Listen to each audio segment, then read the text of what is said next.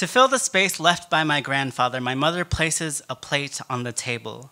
It is January, just before the Lunar New Year, and I don't ask her what she is doing. Instead, I watch her hands run along the edge of a table, Vietnamese dramas blaring in the background from the tiny laptop in the kitchen.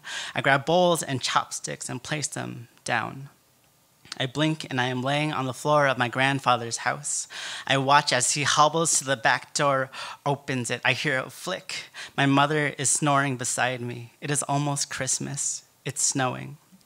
I walk to the back door, stare at my grandfather, and he says, "You've grown so much over the past 12 years.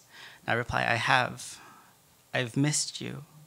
He exhales, hands me a bottle of Heineken, and goes back inside. An hour later, we repeat the process, and he still hands me the bottle of Heineken. Sitting in silence of all that we didn't share, all of the memories I asked for dying between the bottle of beer and his cigarette, miniature snowflakes melting before they even hit the ground. At home, my father is still working. The sun is coming down. My brother is upstairs. I lay out 3 cups of tea in front of the statues, press my lips together out of fear of crying through a prayer. Imagine my grandfather eating with us, his laugh echoing of sharpness, the sound of churning wind. I place my incense in the holder and go to my room before anything else can fall. After I came out, my mother told me that she would never leave me or abandon me, the way other parents have done.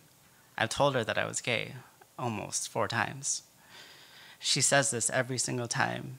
This was after the divorce, after she lived in Arizona for months. I can no longer remember what year it was. Instead, when she told me that, I nodded, climbed into that floral couch with her, laid against her chest, listening to her heartbeat become a promise. She says, "I love you. Do you know that?" And I said, "I know. I love you too." Later, I come down for dinner, and I sit across the table from her. She says nothing, passes me a bowl of rice, and the chairs beside us stay empty.